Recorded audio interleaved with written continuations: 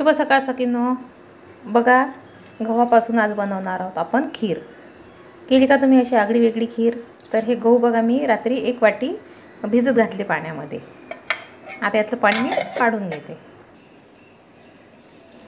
आता एका कापडावर आपण हे गहू थोडे अर्धा तास सुकायला टाकूया.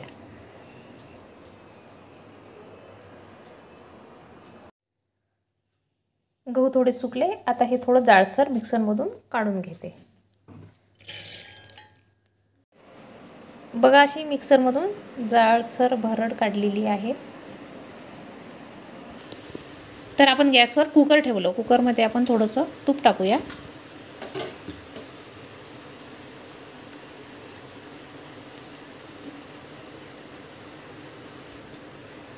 तूप थोडं गरम झालं. आता यामध्ये आपण ही भरड टाकणार आहे गव्हाची. भाजून घ्यायची आहे.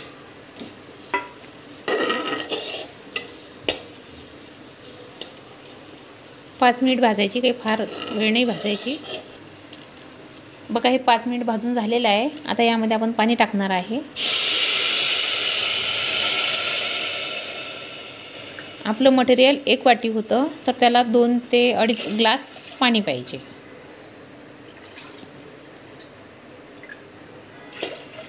अडीच ग्लास पाणी टाकलं आपण. आता याला आपण झाकण लावून 2 शिट्या एक्स्ट्रा होऊ द्यायच्या आहे, म्हणजे 5 शिट्या होऊ द्यायच्या आहे. कारण ते गहू शिजायला वेळ लागतो, तर छान गाळ झाला पाहिजे.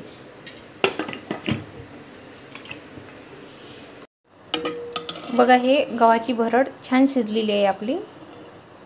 आता आपण कढईमध्ये आपण तूप ठेवलं. आता त्यामध्ये आपण बदाम टाकले, थोडेसे काजू. हे थोडंसं आता आपण फ्राय करून घेऊया. हे छान फ्राय झालं. आता आपण शिजलेल्या गव्हाची भरड टाकणार आहे.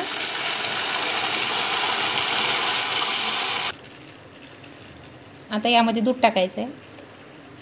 थोडीशी साय होती, साई सगळं टाकलेलं आहे मी.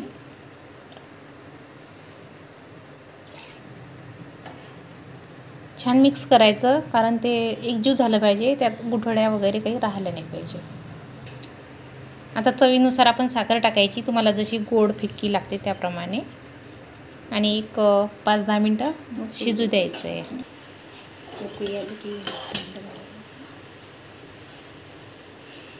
छान 10 मिनटं शिजलेलं आहे. आता आपण विलायची टाकूया.